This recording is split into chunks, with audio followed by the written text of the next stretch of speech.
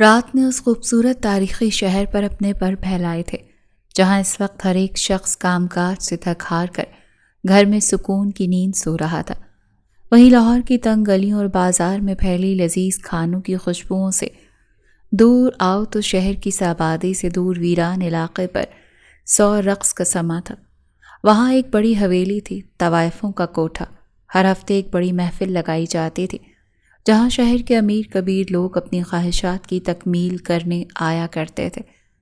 وہاں ہفتے دوسرے شہروں سے خوبصورت حسینائیں یہاں لائی جاتی تھیں جو اپنے جسم کی نمائش کر کے رقص کرتے ہوئے اگر کسی کو پسند آ گئیں تو وہ صاحبہ بیگم کے ہاتھوں میں نوٹوں کی گڈیاں بھر جاتی تھیں۔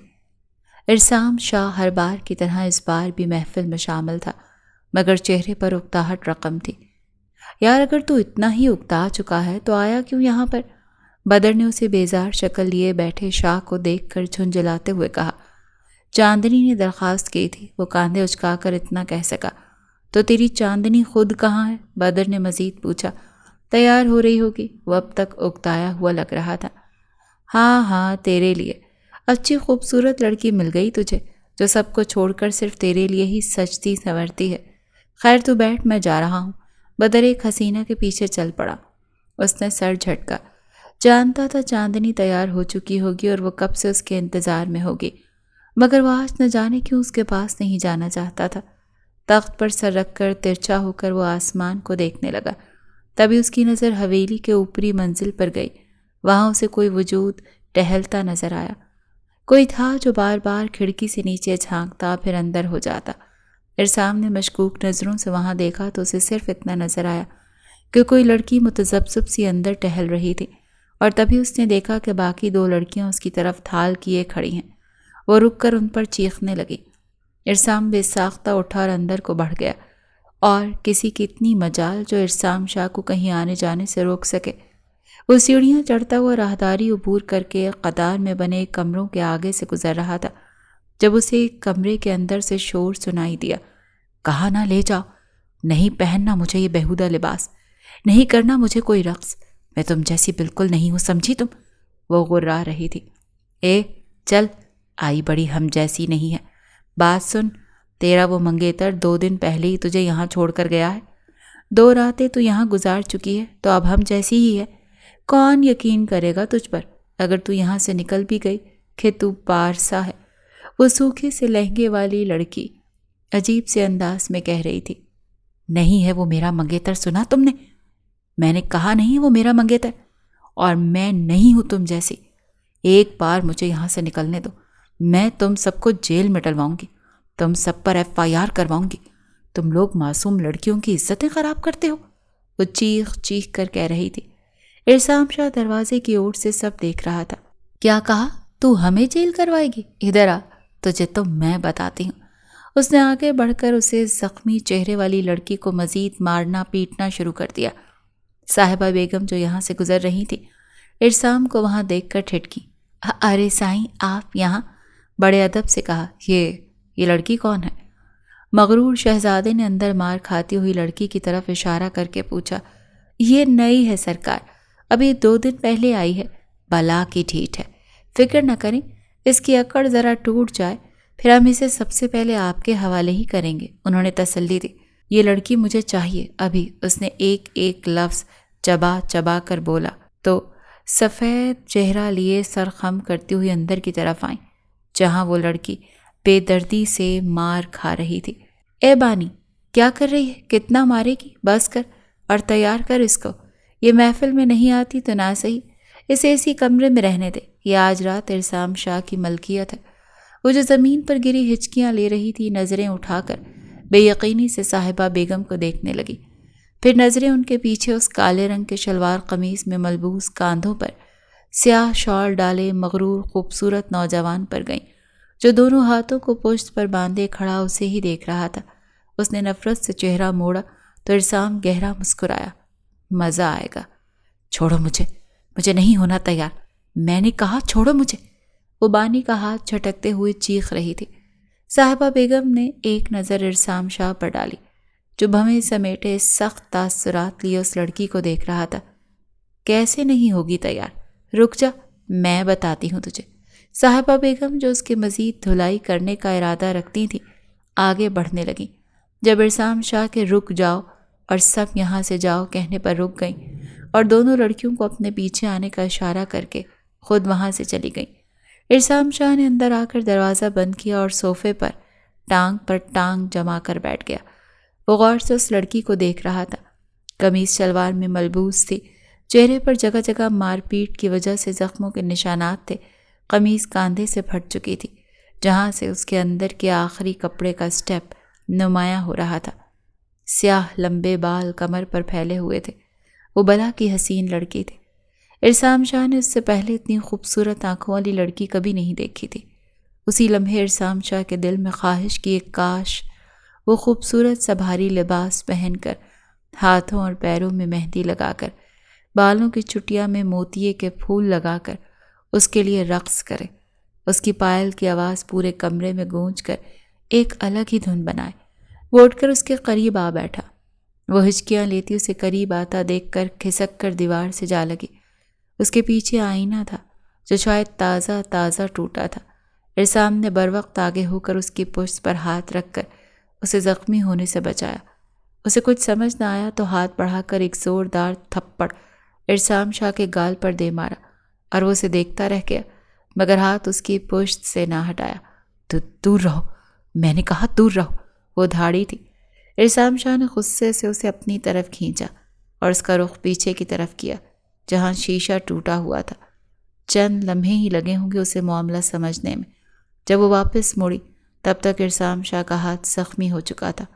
اوہ مائی گاڈ، سوری، بے اختیار ہی اس کے منہ سے پھسلا۔ ساتھ رکھی میز پر سے ایک دوپٹہ اٹھا کر پھاڑتے ہوئے اسے ایک معصوم لڑکی لگی۔ اس نے آگے بڑھ کر عرصام کے زخم پر کپڑا رکھا۔ خون بہہ رہا تھا مگر وہ پٹی باندھنے میں کامیاب ہو گئی تھی۔ نام کیا ہے تمہارا؟ اس نے بس اتنا پوچھا۔ وہ بدک کر پھر سے دور ہوئی جیسے ہوش میں آئی ہو۔ ڈرو مت، مجھے بتاؤ نام کیا ہے تمہارا؟ وہ اب سنجیدگی سے پوچھ رہا تھا مگر نظر پھسل کر اس کے کاندھے کے سٹریپ پر جا رہی تھی۔ اس کی نظروں کا مفہوم سمجھ کر اس نے اپنے کاندھے سے پھٹی آستین کو کھینچ کر درست کیا کہ وہ مزید پھٹ گئی تھی۔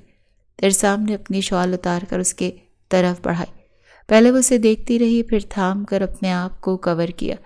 یہ عرصام نے کسی ہمدردی یا احساس کے تحت نہیں کیا۔ وہ جانتا تھا اگر مزید وہ اسے یوں ہی دیکھتا رہا تو کنٹرول کھو دے گا۔ شیزا، آواز اب بھی دھیمی تھی، یہاں کیسے آئی ہو؟ یہاں کی لگتی تو نہیں۔ عرصام شاہ واپس صوفے پر جا بیٹھا۔ آپ مجھے یوز کرنے آئے ہیں یا میرا انٹرویو لینے؟ وہ تنک کر کہنے لگی۔ اگر میں کہوں انٹرویو لے کر یوز کرنے پھر؟ عرصام شاہ نے آنکھ دباتے ہوئے کہا۔ تو شیزا نے نفرت سے رخ پھیرا۔ ادھر میرے سامنے آ کر بیٹھو۔ اب وہ سنجیدہ ہوا تو وہ اس کے سامنے بیڈ پر آ بیٹھی۔ اس کی شال اب تک اپنے گرد مضبوطی سے لپیٹ رکھی تھی جس میں سے دل فریب خوشبو آ رہی تھی۔ بتاؤ مجھے اپنا شجرہ نصب، پھر میں سوچوں گا تمہیں یوز کر کے یہاں چھوڑ جانا ہے یا ساتھ لے کر جانا ہے۔ اب کہ وہ آگے ہوئی تھی۔ کیا مطلب؟ آپ مجھے کہاں لے جائیں گے؟ حیرت سے آنکھیں پھیلیں۔ شریف گھر کی لگ رہی ہو، آزاد کروا دوں گا یہاں سے۔ وہ اتنی ہی سنجیدگی سے بولا تو شیزا کی آنکھیں چمکی۔ تم سچ کہہ رہے ہو؟ تم مجھے یہاں سے آزاد کرواؤ گے؟ وہ بے تابی سے آگے ہوئی تو کاندھے سے شال بے ترتیب ہوئی۔ ایک بار پھر عرصام کی نگاہ اس کے کاندھے پر گئی۔ وہ جو مٹھیاں بھینچے خود پر قابو پائے بمشکل اس کے سامنے بیٹھا تھا، ایک دم سے اٹھ کر اس کی طرف بڑھا۔ ابھی وہ کچھ سمجھتی اس سے پہلے وہ اسے بستر پر دھکیل کر اس کی گردن پر جھک چکا تھا۔ آہ! اس کے شدت بھرے لمس پر شیزا کی سسکی نکلی اور وہ دیوانہ وار کبھی اس کے کاندھے کو چومتا، کبھی اس کی گردن پر نشان بناتا تو کبھی اس کی پھٹی قمیص کو مزید کھینچ کر اس کے سینے کے آخری کپڑے پر لب رکھتا۔ پھر ایک دم پیچھے ہوا۔ ہاں میں تمہیں آزاد کرواؤں گا مگر خود استعمال کرنے کے بعد۔ وہ گہرا مسکرایا۔ شیزا کی آنکھیں نم ہوئی تھی۔ یعنی ہر حال میں میری عزت جائے گی تو مجھے آزاد کروانے کی ضرورت کیا؟ یہیں رہنے دو نا پھر۔ وہ غصے سے کہتے ہوئے اسے پرے کر کے اٹھنے لگی تو عرصام نے اس کا ہاتھ پکڑ کر اسے اپنے اوپر گرایا۔ ضرورت ہے نا میری جان، یہاں سے آزادی مل سکتی ہے جس میں صرف تمہیں میں یوز کروں گا، اور اگر یہیں قید رہو گی تو دنیا جہان کے درندے تمہیں نوچ کھائیں گے۔ فیصلہ تمہارے ہاتھ میں ہے۔ وہ بے بسی سے اسے دیکھتی رہی، پھر اس کے اوپر سے آہستگی سے ہٹی، شال اٹھا کر اس کی طرف پھینکی اور واپس زمین پر اسی کونے میں جا بیٹھی۔ اب کی بار قمیص اتنی چر چکی تھی کہ سامنے کے ابھار نیم واضح ہو رہے تھے۔ وہ کچھ پل تو اسے دیکھتا رہا، پھر اٹھ کر کھڑا ہوا۔ سو مس شزا، اگر اس قید سے رہائی چاہیے تو مجھے یاد کر لینا، نہ بھی کرو تو میں خود آ جاؤں گا۔ آفٹر آل منہ کا ذائقہ بھی تو تبدیل کرنا ہے۔ وہ اپنے مخصوص مسکراہٹ کے ساتھ شال کاندھوں پر درست کر کے دروازے کی طرف بڑھا، پھر رکا اور مڑ کر اس کے بالکل قریب آیا۔ اسے سنبھلنے کا موقع دیے بنا وہ اس کے ہونٹوں پر جھکا اور پوری شدت سے اپنی پیاس بجھانے لگا۔ اس کے سینے پر ہاتھ مار رہی تھی، مگر وہ ایک ہاتھ اس کی کمر پر رکھے دوسرا اس کے سامنے چھل کے جسم پر پھیر رہا تھا۔ وہ بہت بری طرح تڑپ رہی تھی۔ بہت دھیرے سے وہ اس سے دور ہوا۔ جب تک تم میری نظر میں ہو، اس کمرے میں میرے علاوہ کوئی اور مرد نہیں آئے گا، بے فکر رہو۔ اس کے گال تھپکتے ہوئے اٹھ کر چلا گیا، مگر وہ ہنوز بے یقینی سے بند دروازے کو دیکھتی رہی۔ آج تو چاندنی کا سجنا سورنا بیکار ہی گیا بانی۔ آج تو شاہ صاحب اس نئی لڑکی کی آرام گاہ میں جاتے دکھائی دیے۔ بالآخر وہ لڑکیاں اس کوٹھے کی سب سے خوبصورت طوائف کو جلا کر بھسم کر دینے میں کامیاب ہو گئی تھیں۔ چاندنی کی کھڑکی کے باہر سے آتی آوازیں اس کے دل پر چھریاں چلا کر اسے زخمی کر چکی تھیں۔ وہ آئینے کے سامنے کھڑی نوچ نوچ کر زیورات اتار رہی تھی۔ آنسو چہرہ بھگو رہے تھے۔ اس نے ہاتھ بڑھا کر دوپٹہ نوچ کر زمین پر پھینکا، ہاتھ سے لپسٹک مٹائی، ہاتھوں کے سارے کڑے اور چوڑیاں بے دردی سے اتار پھینکے۔ وہ سر جھکا کر بیٹھی رو رہی تھی اور ہاتھ زخمی ہو گئے تھے۔ ارسام شاہ پر صرف چاندنی کا حق ہے۔ شاہ صاحب کسی اور کو دیکھنے کی گستاخی کیسے کر سکتے ہیں؟ بھلا مجھ سے زیادہ خوبصورت تھی کیا وہ؟ دل ٹوٹا تھا، زخم گہرا تھا، امیدیں ٹوٹی تھیں جس کا انتظار وہ کسی اور گلی جا چکا تھا۔ یہ 2 دن اس کے سکون کے گزرے تھے۔ اس کے بعد دوبارہ وہ رات کے وقت اس کے کمرے میں موجود تھا۔ وہ بیڈ پر بیٹھی گھٹنوں میں سر رکھے خاموش تھی، نظریں کھڑکی سے باہر تھیں، جبکہ وہ صوفے پر بیٹھا اسے گہری نظروں سے دیکھ رہا تھا۔ وہ صرف ہاف بلاؤز اور لہنگے میں تھی، دوپٹہ شال کی طرح لپیٹ رکھا تھا۔ سنو، کب تک خاموش رہنے کا ارادہ ہے؟ آج کچھ نہیں کہو گی؟ بالآخر اس نے اس خاموشی کو توڑنے میں پہل کی، مگر وہ ہنوز خاموش تھی۔ وہ اٹھ کر اس کے سامنے آ بیٹھا۔ شزا، اس نے جیسے اس کے چہرے پر ہاتھ لگایا اس سے اپنا ہاتھ جلتا ہوا محسوس ہوا۔ تمہیں بخار ہے؟ تم نے پہلے کیوں نہیں بتایا؟ وہ پریشان ہوا تھا۔ وہ خالی نظروں سے اسے دیکھ رہی تھی۔ تبھی ارسام کی نظر اس کے چہرے سے گردن اور باقی جسم پر پڑی۔ ارسام نے کھینچ کر دوپٹہ دور ہٹا پھینکا۔ یہ سب کس نے کیا؟ وہ غصے اور بے یقینی سے اس کے جسم کو دیکھ رہا تھا۔ جگہ جگہ گہرے سرخ نشانات تھے، جیسے کسی نے مارا ہو۔ میں نے یہ کپڑے پہننے سے منع کر دیا تھا۔ انہوں نے مجھے بیلٹ دے مارا اور یہ زبردستی پہنا دیے، وہ بے بسی سے کہہ رہی تھی۔ ارسام کو دکھ ہوا تھا، مگر غصہ شدید تھا۔ وہ اٹھ کر غصے سے باہر گیا اور جب واپس آیا تو صاحبہ بیگم اس کے ساتھ ہی موجود تھی۔ پیسے دیتے وقت میں نے کیا کہا تھا؟ اسے کوئی نہیں چھوئے گا، کہا تھا نا؟ صاحبہ بیگم کے بال دبوچ کر وہ غصے سے دھاڑا تھا۔ صحیح سے کسی نے نہیں چھوا، وہ بمشکل کہہ پائیں۔ تو یہ نشان کیسے؟ ارسام نے ایک جھٹکے سے اس کے بالوں کو جھنجھوڑ کر پوچھا۔ شاہ جی، وہ کپڑے نہیں پہن رہی تھی، میں کیا کرتی؟ مرہم رکھ کر گئی تھی میں یہاں، وہ بے بسی سے کہنے لگی۔ میری بات کان کھول کر سنو، اگر آج کے بعد اسے کسی نے بھی ہاتھ لگایا تو اس کے ہاتھ کاٹ دوں گا میں، سمجھی؟ آج سے یہ وہی کپڑے پہنے کی جو میں لاؤں گا اس کے لیے۔ جاؤ اب۔ وہ غصے سے اسے دور دھکیلتے ہوئے دھاڑا۔ وہ فوراً الٹے پاؤں بھاگی۔ دور سے یہ منظر چاندنی نے دیکھا، جبکہ شزا حیرت سے اس خوبرو نوجوان کو دیکھ رہی تھی جس کا کثرتی سینہ غصے سے مزید چوڑا ہو گیا تھا اور ہاتھ اور گردن کی رگیں ابھری ہوئی نظر آ رہی تھیں۔ وہ دروازہ دے مارنے کے انداز میں بند کر کے اس کے پاس آ بیٹھا۔ سنو، یہ مرہم لگوا لو۔ ارسام شاہ نے مرہم کا پیالہ اٹھایا۔ ضرورت نہیں ہمدردی جتانے کی، بدلے میں تم جو چاہتے ہو وہ میں نہیں دوں گی۔ آواز میں کپ کپاہٹ واضح تھی۔ مجھے جو چاہیے ہوگا میں زبردستی حاصل کر لوں گا۔ مجھے بہانے بنا کر ہمدردی جتا کر نزدیک آنے کی کوئی چاہ نہیں، اور میں نے کوئی آفر نہیں کی، یہ میرا آرڈر ہے۔ چلو دکھاؤ اب۔ ارسام جیسے ہی اس کے چہرے سے بال ہٹانے لگا، اس نے ہاتھ جھٹک کر اسے دور کیا۔ ارسام نے غصے سے پکڑ کر بستر پر لٹایا اور خود اس کے اوپر آ گیا۔ ایک ہاتھ کی انگلی پر مرہم لیا ہوا تھا، دوسرے ہاتھ سے اس کی گردن پکڑ کر لبوں سے بوسہ دے رہا تھا۔ پھر بہت آہستگی سے اس نے اس کے چہرے کے زخموں پر مرہم لگایا، مگر وہ بری طرح تڑپی۔ رک جاؤ، مجھے جلن ہو رہی ہے، وہ تڑپ کر کہنے لگی۔ چہرے پر درد رقم تھا، وہ دیکھ چکا تھا۔ اوکے، تو اب میں کچھ ایسا کروں گا کہ پہلے تمہیں ٹھنڈک ملے گی، پھر میں مرہم لگاؤں گا۔ ارسام شاہ نے مرہم کا پیالہ واپس رکھ کر اسے ٹھیک سے لٹایا اور بہت دھیرے سے اس کا بلاؤز کھولا۔ نہیں پلیز، وہ اسے روکنا چاہ رہی تھی۔ اگر تم چاہتی ہو کہ میں ابھی اسی وقت سہاگ رات نہ مناؤں تو مجھے میرا کام کرنے دو۔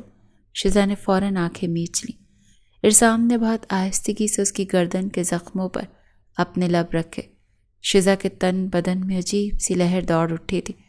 اسے یہ دیکھ کر افسوس ہوا تھا کہ شزا کے خوبصورت جسم کے ہر حصے پر زخموں کے نشان تھے۔ ارسام نے بہت نرمی سے ایک ایک زخم کو اپنے لبوں سے چھوا۔ وہ سسک کر رہ گئی۔ نہیں، رک جاؤ، شزا نے ایک دم سے اسے روکا تھا، مگر وہ رکنے والا کہاں تھا۔ شزا کو درد کے بجائے عجیب سا لطف محسوس ہونے لگا، اور پھر اس کی بے باکیاں اتنی بڑھ گئیں کہ شزا کو اپنا آپ ہوا میں محسوس ہوا۔ آخری آہیں لیتی ہوئی وہ جو اٹھنے کی کوشش کر رہی تھی واپس بستر پر گری۔ وہ مسکرا کر اسے دیکھ رہا تھا۔ آنکھیں کھول لیجئے میڈم، یہ کوئی رومانس نہیں تھا، میں تو بس مرہم لگانے کی تیاری کر رہا تھا۔ ارسام نے اس کی غیر ہوتی حالت پر کاندھے اچکا کر کہا تو نہ چاہتے ہوئے بھی شزا کے چہرے پر مسکراہٹ آئی، جسے چھپانے کے لیے وہ چہرے کا رخ پھیر گئی۔ تقریباً 15 منٹ میں ارسام اس کے سارے زخموں پر مرہم لگا چکا تھا، اور اب وہ بیڈ پر لیٹی باتھ روم کے دروازے کو دیکھ رہی تھی جہاں وہ ہاتھ دھونے گیا تھا۔ جب وہ واپس آیا تو وہ نیم غنودگی میں تھی، شاید اسے سکون ملا تھا اور وہ سو چکی تھی۔ جب اس کی آنکھ کھلی تو گھنگروں کی آواز سے وہ گھبرا کر اٹھ بیٹھی۔ کچھ دیر اسے کچھ سمجھ نہیں آیا، مگر جب رات کا منظر یاد آیا تو بے ساختہ مسکرائی۔ وہ واقعی اس کا خیال رکھ رہا تھا۔ دروازہ کھول کر بانی اندر آئی اور ٹرے اس کے سامنے رکھ کر چلی گئی۔ اس نے اٹھ کر دیکھا تو اس میں ناشتہ تھا۔ اس نے نفرت سے منہ پھیرا، مگر پھر واپس غور سے دیکھنے لگی۔ ساتھ ایک ٹیشو بھی رکھا ہوا تھا جس پر کچھ لکھا تھا۔ اس نے ہاتھ بڑھا کر اٹھایا تو گڈ مارننگ بیوٹیفل، ناشتہ لازمی کر لینا، ملتے ہیں پھر آج رات۔ اس نے مسکرا کر ٹیشو لبوں سے لگایا تو وہی مخصوص خوشبو جو شاہ کے پاس سے آتی تھی محسوس ہوئی۔ بانی نے کچھ شاپنگ بیگز بھی صوفے پر رکھ دیے تھے جس میں اس کے لیے سادہ سے مشرقی شلوار قمیص تھے۔ یقیناً یہ بھی ارسام نے بھجوائے تھے۔ جب وہ اندر آیا تو وہ شیشے کے سامنے کھڑی اپنے چہرے کے زخموں پر انگلیاں پھیر رہی تھی۔ شیشے میں اس کا عکس نظر آیا۔ وہ سفید رنگ کے کلک دار شلوار قمیص پہنے ہوئے تھا، ہمیشہ کی طرح خوبرو ہینڈسم لگ رہا تھا۔ وہ چلتے ہوئے اس کے پاس آیا۔ وہ ذرا بھی نہ پلٹی تو ارسام نے اسے پیچھے سے اپنے سینے سے لگایا اور اپنا چہرہ اس کے کاندھے پر رکھا۔ ان کپڑوں میں تو فل مشرقی لگ رہی ہو۔ کان میں جھک کر سرگوشی کی تو شزا نے مسکراہٹ دبائی۔ ہٹیں دور آپ، تھوڑی سی پگھل کیا گئی میں، آپ تو میرے پیچھے ہی پڑ گئے۔ اس نے خفگی سے اسے دور ہٹایا۔ تھوڑی سی اور پگھل جاؤ، پھر پیچھے نہیں آگے پڑوں گا۔ اس نے آنکھ دبائی۔ شزا کا چہرہ شرم سے سرخ پڑا۔ وہ نظریں چرا کر بیڈ پر آ بیٹھی اور وہ اس کے سامنے۔ کب سے آ رہے ہیں آپ یہاں اس جگہ پر؟ وہ اب سنجیدہ تھی۔ ارسام خاموش رہا۔ لگتے تو کسی اونچے خاندان کے ہیں، پھر یہ سب گندی عادتیں کیوں اپنائیں آپ نے؟ دیکھیں، یہ عادتیں بہت بری ہوتی ہیں۔ کیا آپ خود کو سدھار نہیں سکتے؟ ساری رات باہر رہتے ہیں آپ، کیا کرتے ہیں باہر رہ کر؟ اس کے سوال پوچھنے پر وہ مسکراتے ہوئے اس کی گود میں سر رکھ کر لیٹ گیا۔ وہ بے دہانی میں اس کے بالوں میں ہاتھ پھیرنے لگی۔ بیویوں والا سوال نہ کرو، میرا کوئی ارادہ نہیں ہے تمہیں بیوی بنانے کا۔ اس نے مذاق میں یہ بات کہی تھی، مگر وہ سن سی ہو گئی۔ انگلیوں کی گردش ایک دم میں رکی۔ ظاہر ہے کوٹھے میں راتیں گزارنے والیوں کو کون اپنا نام دے گا۔ وہ سر جھٹک کر طنزیہ ہنسی۔ ارسام جانتا تھا اس کا دل اس بات پر دکھا ہے۔ میں تمہیں یہاں سے آزاد کروا دوں گا، تم اپنی فیملی کے پاس چلی جانا، انہیں مت بتانا کہ تم اتنے دن اس جگہ پر تھیں۔ وہ سنجیدگی سے کہہ رہا تھا۔ میری کوئی فیملی نہیں ہے، باپ بچپن میں ہی بچھڑ گیا تھا، ماں تھی وہ مر گئی، اسٹیپ فادر نے اپنے گھر میں پناہ دی ہوئی تھی، اس کا بیٹا مجھے ہراس کرتا تھا اور اسی نے مجھے یہاں بیچا تھا۔ وہ خود کو سب کے سامنے میرا منگیتر کہہ کر گیا تھا۔ وہ افسردگی سے کہہ رہی تھی، کیا تم سوچ سکتے ہو؟ کوٹھے کے کمرے میں وہ دونوں گناہ کے بجائے بیٹھے ایک دوسرے سے صرف باتیں کر رہے تھے۔ تو پھر تم ایک کام کرنا، میں تمہیں یہاں سے دور بھیج دوں گا، تمہیں ایک فلیٹ لے کر دوں گا، تمہاری ایک اچھی جاب ہوگی، فلیٹ ہوگا، پھر تم اپنی مرضی سے زندگی گزارنا۔ وہ جیسے اس کے لیے پلان کر رہا تھا۔ ارسام شاہ، مجھے یوز کرنے کے بعد تم مجھ پر کتنے بھی کرامات کر لو، میں پہلے جیسی نہیں رہوں گی۔ وہ کہہ کر خاموش ہوئی تو وہ بھی خاموش رہا۔ وہ تھوڑی دیر یوں ہی اس کے بالوں میں ہاتھ پھیرتی رہی اور نہ جانے کب دونوں کی آنکھ لگ گئی، انہیں پتہ ہی نہیں چلا۔ صبح وہ اٹھی تو خود کو چادر میں پایا، رات والا منظر یاد آیا تو وہ اٹھ بیٹھی۔ شاید وہ جا چکا تھا یا شاید رات میں ہی چلا گیا تھا۔ بانی آج بھی ناشتہ لے کر آئی تھی اور اب تو اس کا کھانا بھی اسپیشل بنتا تھا۔ ناشتے میں ہمیشہ کی طرح ٹیشو پر کچھ لکھا ہوا تھا۔ سوتے ہوئے بہت خوبصورت لگ رہی تھی، سلیپنگ بیوٹی۔ اس کا لکھا پڑھ کر وہ مسکرائی تھی۔ وہ بےتابی سے ناشتے کا انتظار کرتی تھی۔ سارا دن وہ کمرے میں رہتی تھی اور وہ رات میں آتا تو اس سے باتیں کرتی تھی۔ 1 ہفتہ ہو چکا تھا، روز یہی عمل دہرایا جا رہا تھا۔ آج وہ دل سے تیار ہوئی تھی۔ ارسام نے کہا تھا کہ اس کی سالگرہ ہے، وہ اسے اس 4 دیواری سے باہر لے کر جائے گا، صرف چند گھنٹوں کے لیے۔ ابھی وہ دوپٹہ اوڑھ کر درست کر رہی تھی جب دروازہ کھول کر وہ اندر آئی۔ حسن کی ملکہ چاندنی، شیزا نے سن رکھا تھا اس کے بارے میں، سو فوراً پہچان گئی، جبکہ چاندنی اس کے گرد چکر کاٹ کر اس کا جائزہ لے رہی تھی۔ شیزا نے سوالیہ نظروں سے اسے دیکھا۔ دیکھ رہی ہوں، ایسا کیا ہے تم میں جو ارسام شاہ کو اپنا گرویدہ بنا لیا تم نے؟ وہ جانتی تھی یہ طنز تھا جو تم میں نہیں۔ شیزا نے بھی گردن اکڑا کر جواب دیا۔ چاندنی طنزی انداز میں ہنسی۔ چھوٹی لڑکی، یہ کوٹھا ہے، یہاں سب ایک برابر ہوتی ہیں۔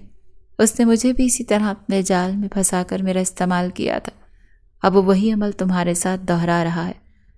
آخر تو تم بھی ایک طوائف ہو۔ اس نے گردن اکڑا کر طنز کیا۔ نہیں ہوں میں تم جیسی، مجھے کبھی کسی نے نہیں دیکھا، کسی نے نہیں چھوا۔ وہ چیخی تھی۔ ارسام شاہ کے علاوہ؟ چاندنی نے آہستگی سے سرگوشی کی۔ شاید اسے لگتا تھا وہ دونوں ساتھ ہیں۔ میں بھی طوائف نہیں ہوں، مجھے بھی کسی نے نہیں چھوا، ارسام شاہ کے علاوہ۔ باقی سب نے صرف میرا رقص ضرور دیکھا ہے۔ وہ اب تک چکر کاٹ رہی تھی۔ تم کیا چاہتی ہو مجھ سے؟ وہ اکتا گئی تھی۔ یہی کہ اپنی آنکھیں کھولو، یہ بڑے خاندانوں کے نواب لوگ صرف ہمیں استعمال کرتے ہیں، ان کی بیویاں خاندانی لڑکیاں ہوتی ہیں۔ ماضی میں اس نے مجھے بھی یہی جھانسا دیا کہ نکلوا دے گا یہاں سے، مگر دیکھو تمہارے سامنے ہوں، یوز کر کے مجھے اپنا گرویدہ کر کے، میرے جسم کو، میری روح کو سکون پہنچا کر، میرے دل میں اپنے لیے جذبات جگا کر چھوڑ گیا۔ تمہارے ساتھ بھی یہی کرے گا، چاہو تو آزما لو۔ چلتی ہوں۔ وہ کاندھے اچکا کر آگے بڑھ گئی۔ اس نے غصے سے دوپٹہ نوچ کر بیڈ پر پھینکا، مگر تھوڑی دیر سوچنے کے بعد وہ نارمل ہوئی۔ اس نے ٹھان لی تھی وہ آج ہی کوئی قدم لازمی اٹھائے گی، وہ ایسے کسی کے آسرے پر نہیں رہ سکتی تھی۔ جب وہ کمرے میں آیا تو وہ بیڈ پر بیٹھی پیر کے ناخنوں پر نیل پالش لگا رہی تھی۔ ارسام نے دروازہ بند کیا اور اس کے برابر کوہنی پر زور دے کر آ لیٹا۔ شیزا اب تک اپنے کام میں مصروف تھی۔ ارسام نے دھیمے سے اس کے چہرے پر پھیلے بالوں کو ہٹایا اور جب اس کے چہرے پر نظر پڑی تو بالکل ساکت رہ گیا۔ کوئی اتنا حسین کیسے ہو سکتا ہے یارب؟ بے ساختہ اس کے منہ سے الفاظ ادا ہوئے۔ شیزا نے ایک نظر اسے دیکھ کر پھر ایک ادا پر جھکی۔ بالکل، کوئی چاندنی جتنا حسین کیسے ہو سکتا ہے ارسام شاہ؟ پل بھر میں ارسام کی مسکراہٹ پھیکی پڑی تھی۔ وہ اسپاٹ چہرہ لیے اٹھ کر شیشے کے سامنے جا کھڑی ہوئی۔ ارسام بھی اٹھ کر اس کے پیچھے آیا۔ شیشے میں دونوں کا عکس نظر آیا تھا، پرفیکٹ کپل۔ ارسام نے اس کے کاندھے کو تھام کر اس کے بالوں پر لب رکھے۔ اس نے کچھ کہا ہے تم سے؟ ارسام نے دھیرے سے سرگوشی کی۔ زیادہ کچھ نہیں، بس اتنا ہی کہ میں بھی اسی کی طرح ایک طوائف ہوں۔ جس طرح تم نے اسے اپنے جال میں پھنسا کر استعمال کیا، اسی طرح تم مجھے اپنا گرویدہ بنا کر استعمال کرو گے اور چھوڑ جاؤ گے کسی اور کے لیے۔ شیزا نے گھوم کر اس کی آنکھوں میں دیکھتے ہوئے طنزی انداز میں کہا۔ ارسام لب بھینچ کر کھڑا رہا۔ مگر یاد رکھنا ارسام شاہ، تم مجھے استعمال نہیں کر سکتے۔ تمہاری ہر دن کی بے باکیوں کو معاف کرتی ہوں میں، مگر آئندہ میرے قریب بھی مت آنا، کیونکہ اگر مجھے یوز ہی ہونا ہے تو کیوں نہ کسی اور کے ہاتھوں اپنا جسم۔ اس سے آگے وہ کچھ کہتی جب ارسام کا زوردار تھپڑ اس کے نازک گال کو سرخ کر گیا تھا۔ بات سنو میری، بہت بڑی قیمت دی ہے میں نے صاحبہ کو تمہاری، تاکہ تمہیں سب سے چھپا کر 7 پردوں میں محفوظ رکھا جائے میرے لیے۔ اسی لیے آئندہ اپنی زبان سے ایسے الفاظ کا استعمال کرنے سے پہلے 100 بار سوچ لینا کہ بدلے میں تمہارا کیا حشر کر سکتا ہوں۔ ارسام نے اسے بستر پر دھکیل کر منہ دبوچتے ہوئے درستگی سے کہا۔ وہ آنکھوں میں آنسو لیے غصے سے اسے گھور رہی تھی۔ اور رہی اس چاندنی کی بات تو میں اسے بھی سبق سکھاتا ہوں۔ سارا موڈ خراب کر دیا۔ وہ غصے سے اسے جھٹک کر باہر چلا گیا۔ وہ سجی سنوری آئینے کے سامنے بیٹھی کاجل کو آخری ٹچ دے رہی تھی جب دھڑام سے دروازہ کھلا اور وہ اس کی طرف لپکا۔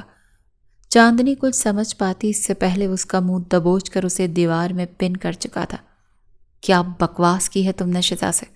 میں نے تمہیں اپنے جال میں پھنسایا ہاں؟ وہ دھاڑا تھا۔ گردن کی رگیں تن گئی تھیں، آنکھیں سرخ تھیں۔ چاندنی تل ملاتی ہوئی خود کو چھڑانے کی سعی کرتی رہی مگر اس کی گرفت مضبوط تھی۔ چھوڑے مجھے، بتاؤ کیوں کی تم نے یہ بکواس؟ وہ پھر سے دھاڑا تھا۔ چاندنی کی کاجل سے بھری آنکھوں سے آنسو گرنے لگے۔ کیوں آپ مجھے چھوڑ کر اس کے پاس گئے تھے؟ نہیں دیکھ سکتی میں آپ کو اس کے ساتھ، اس کے پاس، اس کی باہوں؟ تکلیف ہوتی ہے مجھے، وہ ہذیانی انداز میں چلائی تھی۔ تو اب یہ تم طے کرو گی کہ مجھے کس کے پاس جانا ہے اور کس کے نہیں؟ وہ پھر سے اس پر حاوی ہوا، بازوؤں کو جکڑ کر چیخا تھا۔ میری اتنی مجال شاہ، لیکن مجھے میرا وقت کیوں نہیں دیتے آپ جانتے ہیں روز آپ کے نام سے سج سنور کر چوکھٹ پر کھڑی آپ کی راہ تکتی ہوں میں۔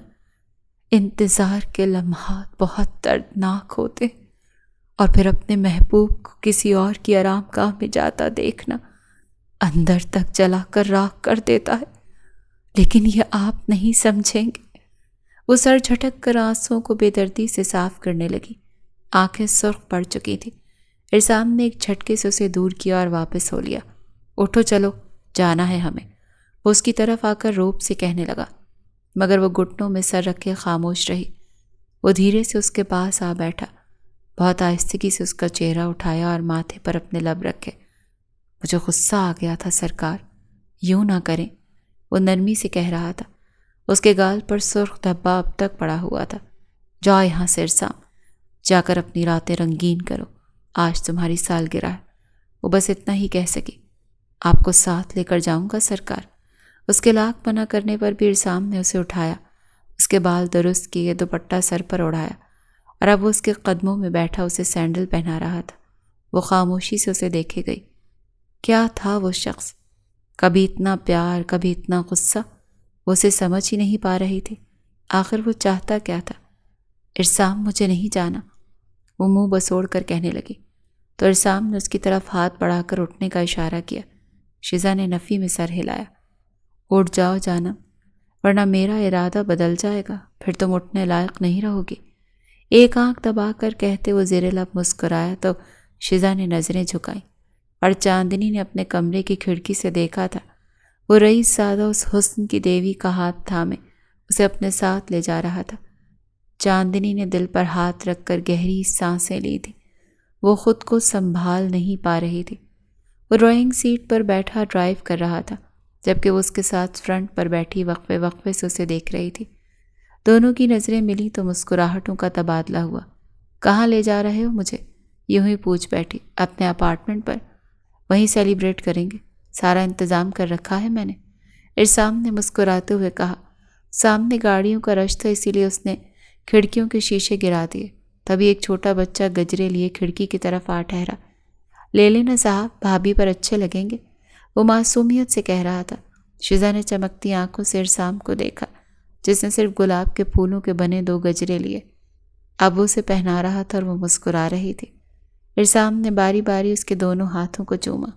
اس کا اپارٹمنٹ آ چکا تھا۔ ارسام اسے اندر لے کر آیا۔ ہر جگہ سرخ گلاب کی پتیاں اور کینڈلز رکھی ہوئی تھی۔ منظر کسی خوابناک منظر سے کم نہ تھا۔ پھر وہ اسے بڑے سے ہال میں لے آیا جہاں ایک طرف تخت رکھا تھا جبکہ سامنے 2 گھنگرو پڑے تھے۔ شیزا کی مسکراہٹ پھیکی پڑ گئی۔ یہ کیا ہے؟ وہ سوال کر رہی تھی اور ارسام چلتے ہوئے شان سے تخت پر بیٹھا۔ سرپرائز! وہ یک طرفہ مسکرایا۔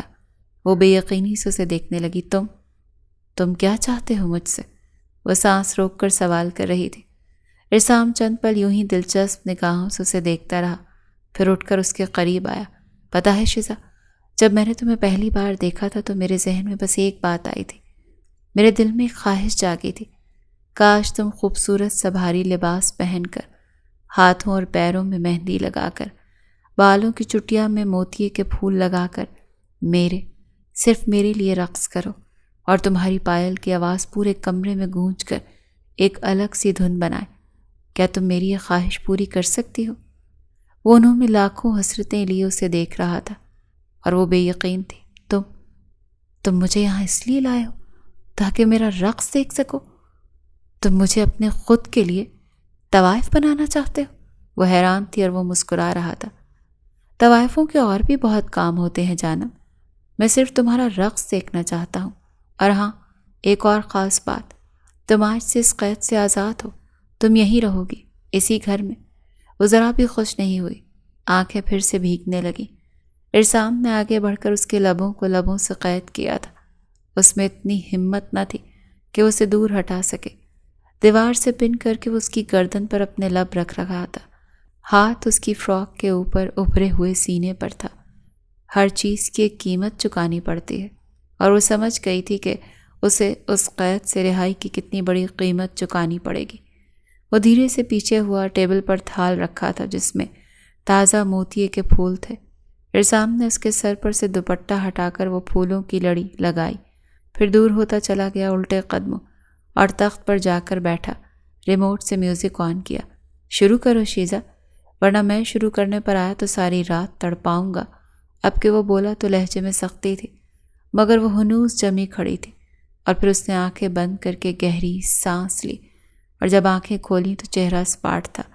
البتہ اسے رقص آتا نہیں تھا، مگر بیسک ڈانس جو اس نے اکثر فلموں میں دیکھا تھا ہلکے ہلکے سے کرنے لگی۔ ارسام تکیے سے ٹیک لگا کر مسکراتے اسے دیکھ رہا تھا اور سرخ آنکھیں لیے رقص کر رہی تھی۔ مشہور میرے عشق کی کہانی ہو گئی۔ میوزک چل رہا تھا اور اس کا رقص جاری تھا۔ ارسام شاہ نے زندگی میں کبھی پہلے اتنی خوبصورت لڑکی نہیں دیکھی تھی، نہ ایسا رقص جیسا وہ کر رہی تھی۔ اور آخر میں جب وہ گھومنے لگی تو اچانک بے ہوش ہو کر گر گئی۔ ارسام بھاگ کر اس کی طرف بڑھا، اس کے گال تھپک کر اٹھانا چاہا مگر وہ بے ہوش تھی۔ ارسام اسے گود میں لیے اوپر کمرے میں لے آیا اور بستر پر لٹا دیا۔ دھیرے سے اس کے پاؤں سے گھنگرو نکالے اور بالوں اور ہاتھوں سے پھولوں کو ہٹایا۔ دوپٹہ اتار کر سائڈ پر رکھا اور پانی کی چھینٹیں اس کے چہرے پر ماری تو وہ ہلکی ہلکی آنکھیں کھول کر دیکھ رہی تھی۔ ارسام اس کے برابر آ لیٹا۔ تمہیں پتہ ہے تم کتنی خوبصورت ہو؟ تم بہت خوبصورت ہو شیزا، اس کے سینے میں منہ چھپائے دھیمے خمار بھرے لہجے میں کہہ رہا تھا، جبکہ وہ چھت کو گھور رہی تھی۔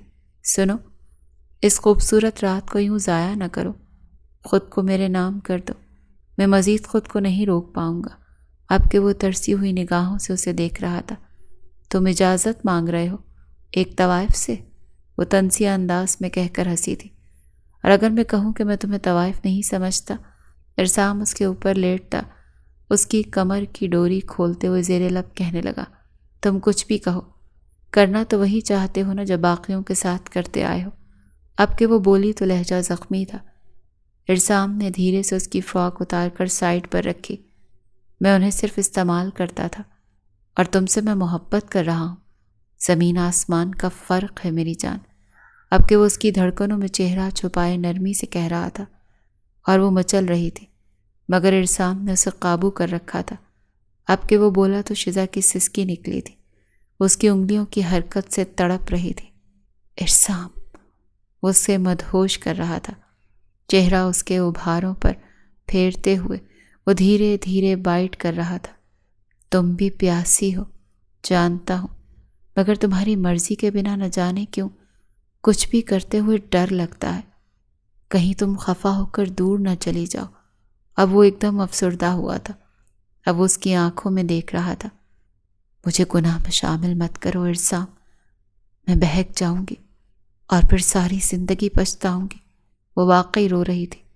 تو جو کچھ کرنا گناہ ہے اسے ثواب میں تبدیل کر دیتے ہیں۔ پھر کیا کہتی ہوں؟ اب کہ وہ مسکرا کر کہہ رہا تھا۔ شیزا نے نہ سمجھی سے اسے دیکھا۔ مطلب نکاح کر لیں مجھ سے سرکار؟ وہ مسکراتے ہوئے اسے پرپوز کر رہا تھا اور شیزا کی ساکت نظریں اس پر جمی ہوئی تھیں۔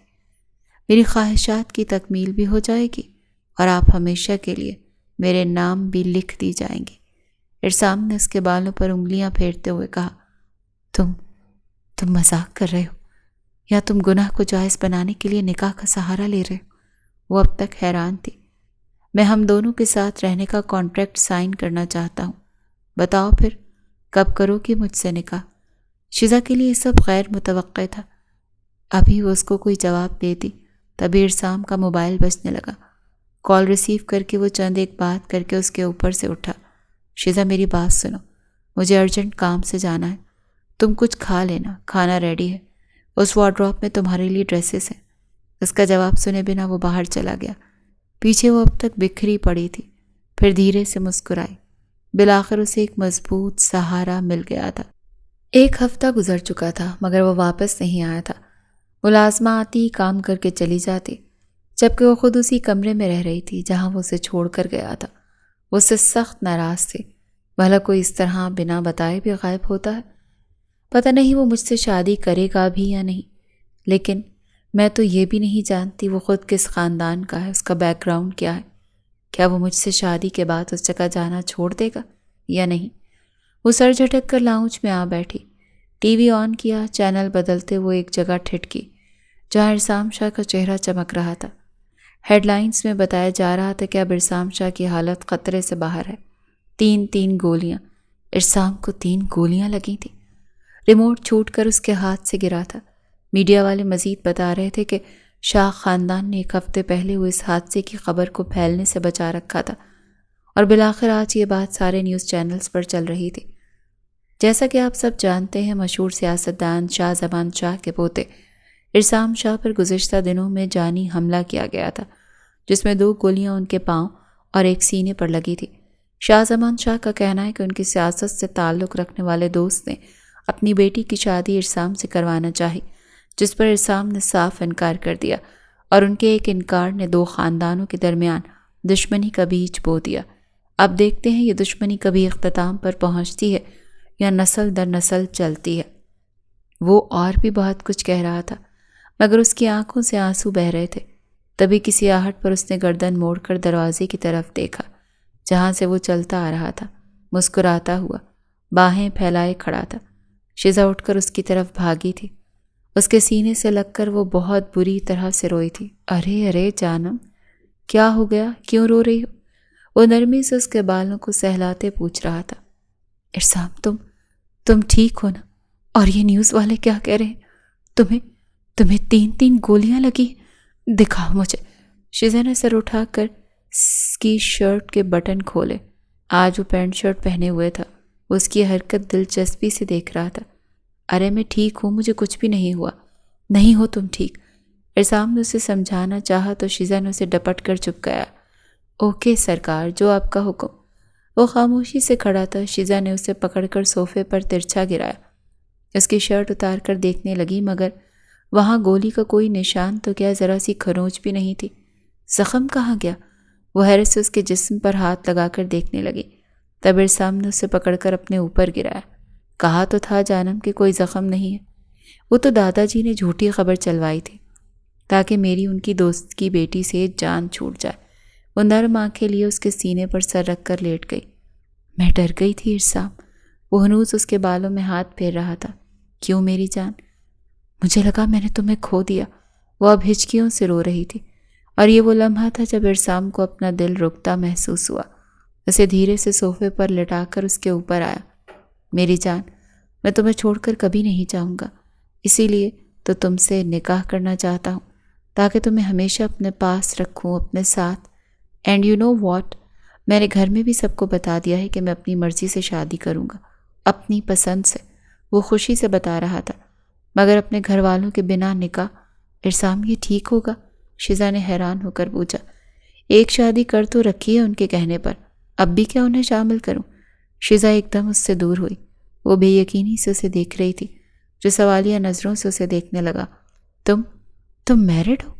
آنکھوں میں اتری بے یقینی حیرت میں تبدیل ہوئی۔ ظاہر ہے، اس پورے ہفتے میں اسی کے پاس تو تھا۔ وہ کیا ہے نا، وہ تم سے تھوڑی زیادہ ڈرپوک ہے، تبھی مجھے وہاں رکنا پڑا۔ چلو اب نکاح کا وقت ہو رہا ہے، مولوی آتا ہی ہوگا۔ وہ اس کے گال تھپکتے ہوئے اٹھنے لگی۔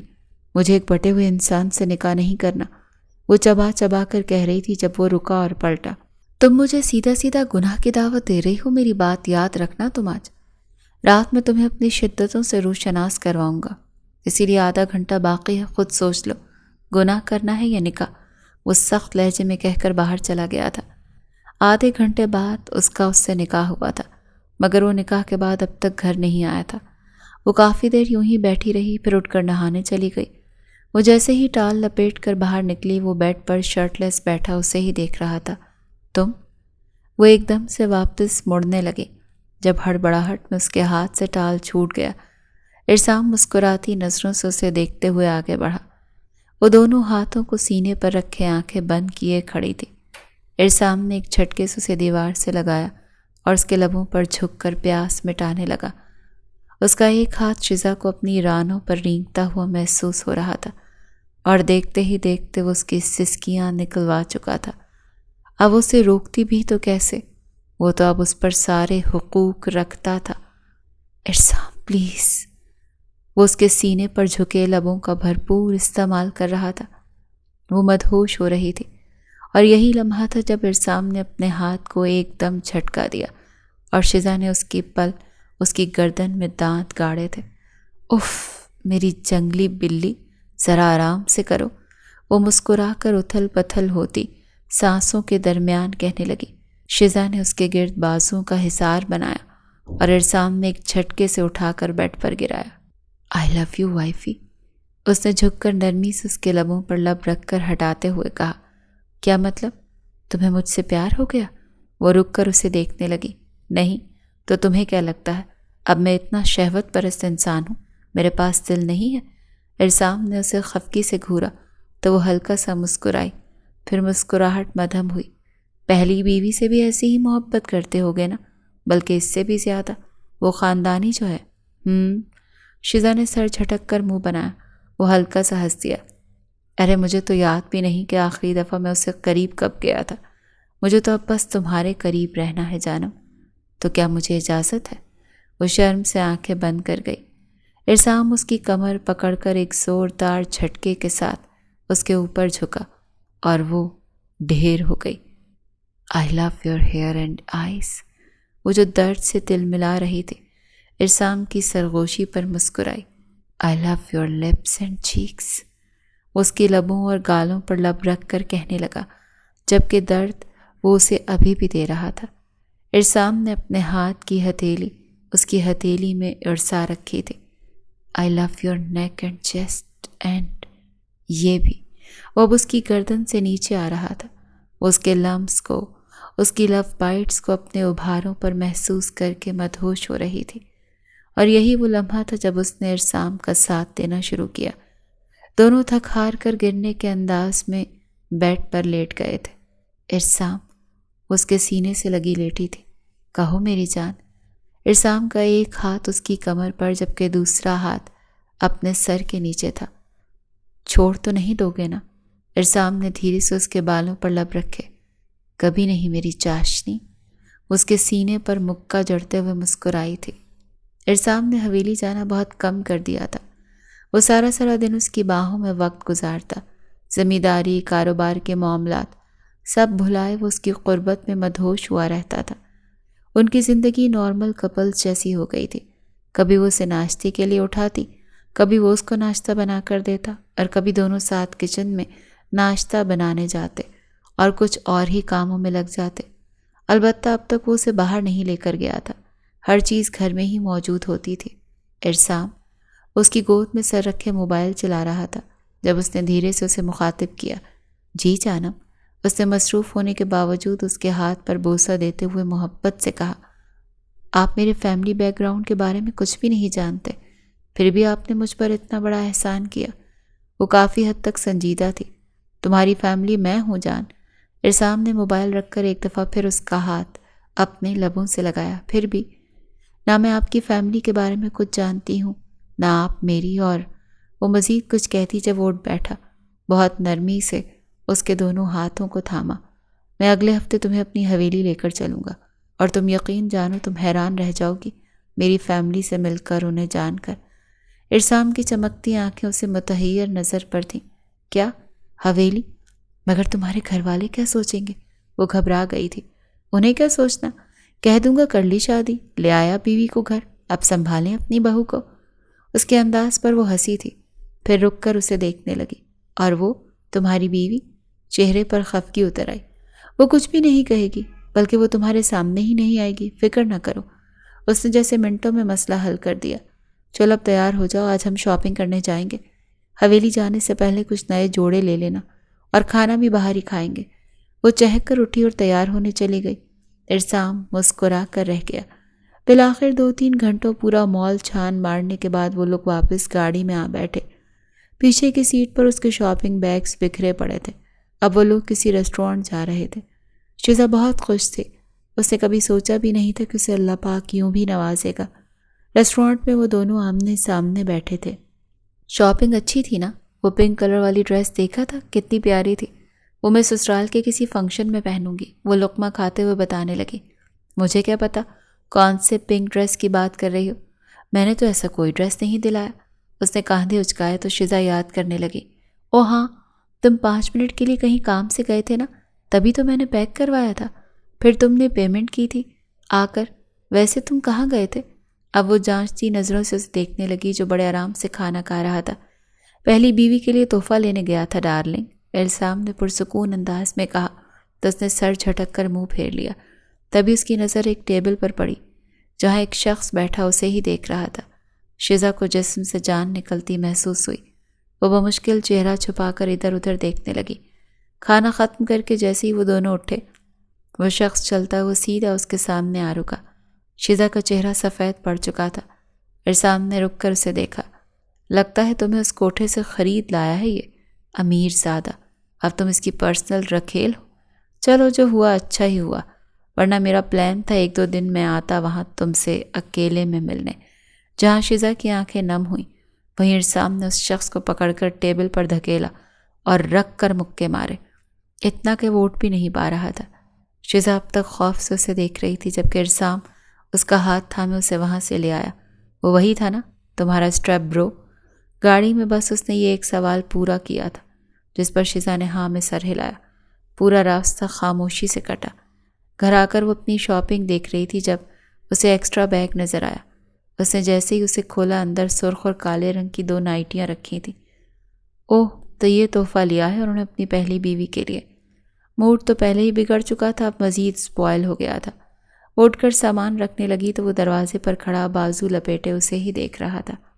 ریڈ والی تمہارے لیے لی ہے۔ اس کی آواز پر وہ پلٹی، پھر خفگی سے واپس اپنے کاموں میں لگ گئی۔ وہ چلتا وہ اس کے قریب آیا۔ مجھے بہت غصہ آیا ہوا ہے شیزا، میں بار بار نہیں کہوں گا، جاؤ ریڈ والی پہن کر آؤ۔ نہ جانے کیوں شیزا کو ایک دم اس سے خوف آیا اور وہ نائٹی نکال کر باتھ روم چلی گئی۔ جب وہ واپس آئی تو دیکھا کمرے کا نقشہ بدلا ہوا تھا۔ وہی خوابناک سا منظر، سرخ گلاب کے پھولوں کی پتیاں بیڈ پر پڑے ہوئے تھے۔ ڈریسنگ ٹیبل پر پھولوں کی پتیوں کے ساتھ کینڈلز چل رہی تھیں، اور وہ کثرتی جسم والا خوبرو ہینڈسم مرد اس کے سامنے شرٹ لیس کھڑا اسے گہری نظروں سے دیکھ رہا تھا۔ سرخ نائٹی اس کی دودھیا رنگت پر جچ رہی تھی۔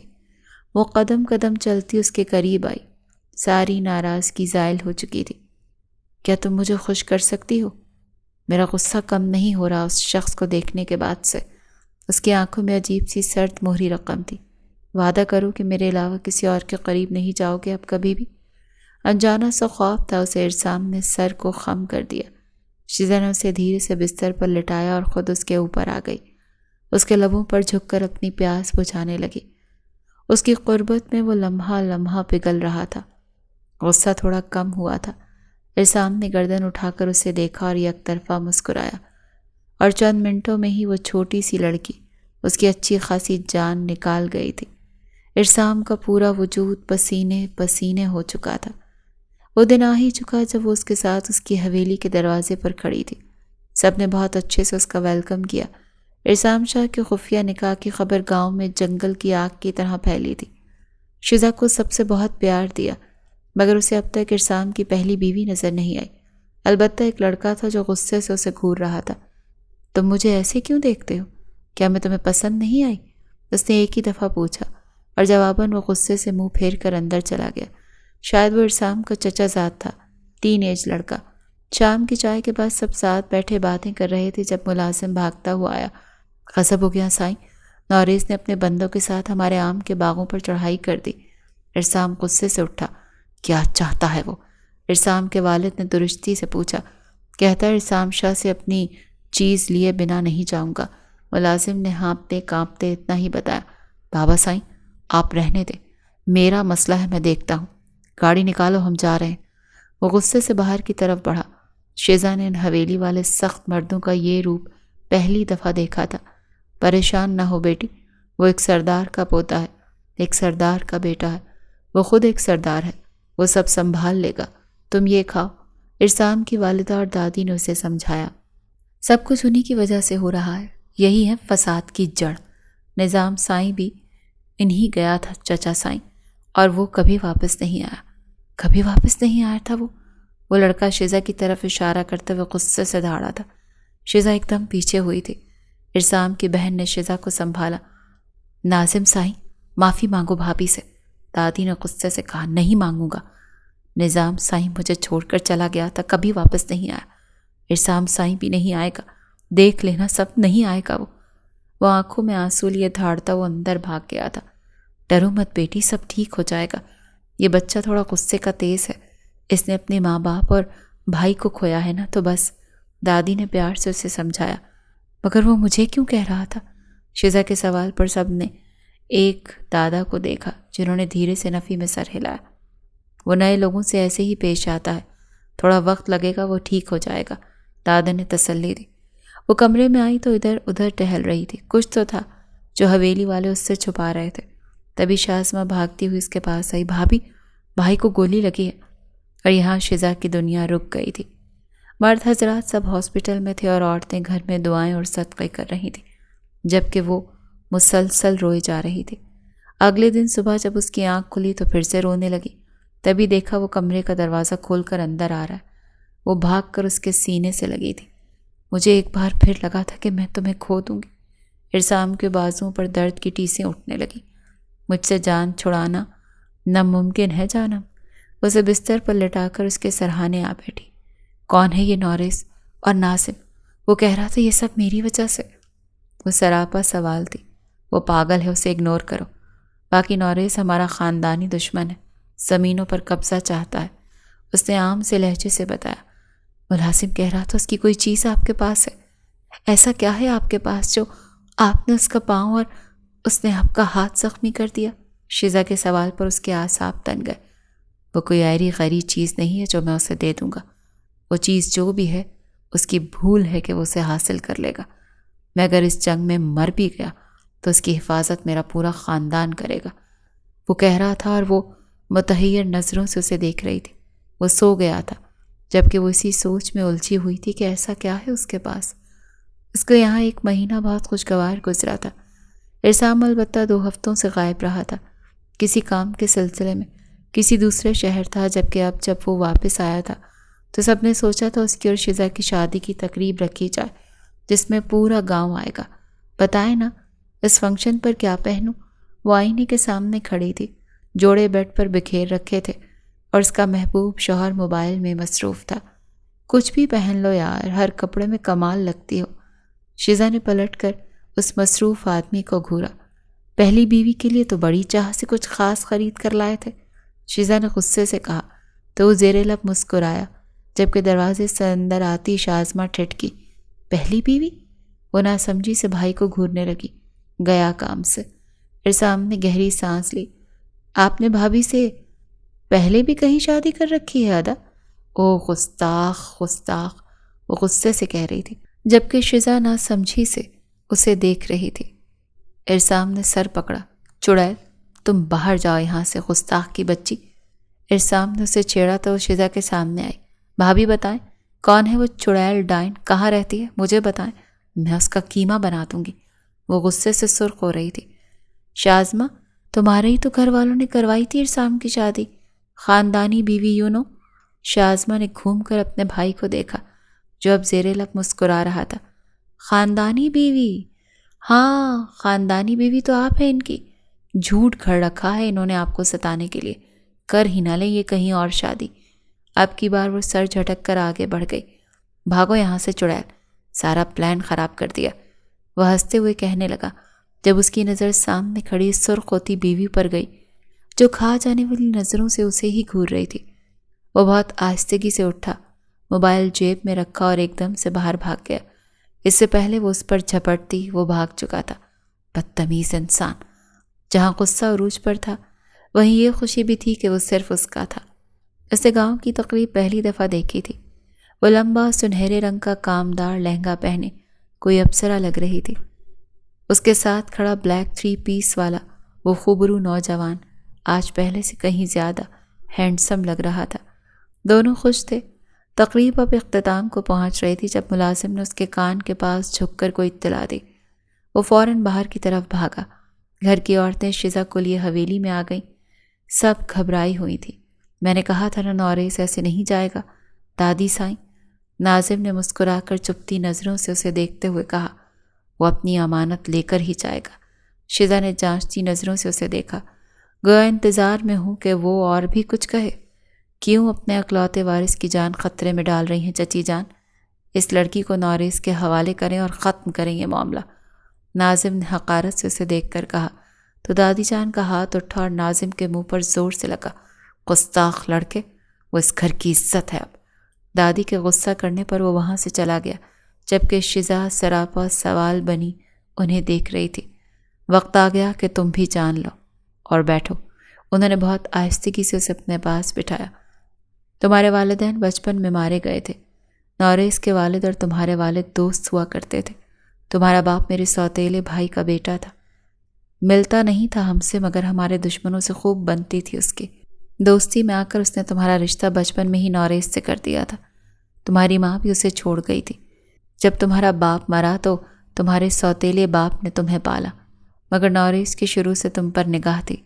تمہارے باپ نے مرنے سے پہلے یہ بات کہی تھی کہ وہ نادم ہے اپنی غلطی پر اور وہ تمہیں اس گھر کے بیٹی کی دلہن بنا دیکھنا چاہتا ہے، مگر بیچارہ مر گیا۔ نوریس کے باپ نے ہی گولی ماری تھی اسے۔ تمہیں کیا خبر؟ تم تو ماں کے ساتھ تھی، چھوٹی تھی، تب سے ہم نے یہ عہد کر لیا کہ تمہیں اس سے بچائیں گے۔ تمہارے سوتیلے باپ کا بیٹا نوریس کے کہنے پر ہی تمہیں وہاں چھوڑ کر آیا تھا تاکہ وہ خود وہاں جا کر تمہیں خرید سکے اور تمہیں ساری زندگی اس کے غلام بن کر رہو، مگر ارسام نے تمہیں بچایا اور اسی لیے خفیہ نکاح کیا تم سے۔ ہاں جانتی ہوں ارسام غلط عادتوں کا عادی تھا مگر وہ تم سے ملنے کے بعد سے بدل گیا۔ وہ تم سے محبت کرتا ہے۔ دادی جان نے اسے ساری حقیقت بتا دی اور وہ ان کے گلے لگے رو رہی تھی۔ نہ تو بیٹا تم ہماری اپنی ہو اور ہمارے گھر کی بیٹی ہو، انہوں نے پیار سے اسے سمجھایا۔ تبھی دروازہ کھلا اور ارسام اندر آیا۔ اس کے باپ اور دادا بھی ساتھ ہی آئے تھے۔ جیل جا چکا ہے وہ ہمیشہ کے لیے، اب کوئی بھی عدالت سے اسے رہائی نہیں دلا سکتا بابا سائیں۔ ایک نظر شزا کو دیکھ کر وہ اپنے بابا سے مخاطب ہوا۔ شازمہ اسے اس کے کمرے میں لے گئی۔ جب وہ کپڑے چینج کر کے فریش ہو کر باہر آئی تو اس کے بیڈ پر کالے رنگ کی نائٹی رکھی تھی۔ اشارہ وہ سمجھ چکی تھی۔ ہلکا سا مسکراتی ہوئی وہ نائٹی تبدیل کرنے لگی اور پھر کمرے کا دروازہ کھول کر وہ اس کی طرف آیا۔ سو ڈیئر وائفی، آج کچھ نیا کریں؟ اس کے لبوں پر لب رکھ کر بوسہ دیتے ہوئے پوچھنے لگا۔ اس کی آنکھیں نم ہوئیں۔ تم رو رہی ہو؟ وہ پریشان ہوا۔ آپ نے میرے لیے کتنا کچھ کیا Arsam. I love you, I really love you. وہ اس کے گلے لگ کر رو رہی تھی۔ ارسام نے دھیرے سے اسے اپنی باہوں میں بھرا اور بیڈ پر لٹایا۔ مجھے صرف یہ حکم دیا گیا تھا کہ تمہیں وہاں سے بچا کر لانا ہے، ایک دم نہیں لا سکتا تھا، اور پھر تمہاری خوبصورتی اور معصومیت کو دیکھ کر میرا دل تم پر آ گیا، اور دیکھو میں تمہارا شوہر بنا بیٹھا ہوں۔ ارسام نے بڑے فخر سے بتایا۔ لیٹا ہوں۔ شزا نے مسکراتے ہوئے تصحیح کی تو سر پیچھے گرا کر ہنسا۔ سو ڈیئر وائف، سٹارٹ تم کرو گی یا میں؟ کیونکہ میں کروں گا تو جان نکال دوں گا، آئی سوئر، اس نے شدت سے کہا تو شزا نے محض سر خم کیا۔ اور پھر کیا ہونا تھا؟ وہ بھوکے شیروں کی طرح اس پر حاوی ہو چکا تھا۔ رات یوں ہی کٹتی رہی تھی، پیار یوں ہی بڑھتا رہا تھا۔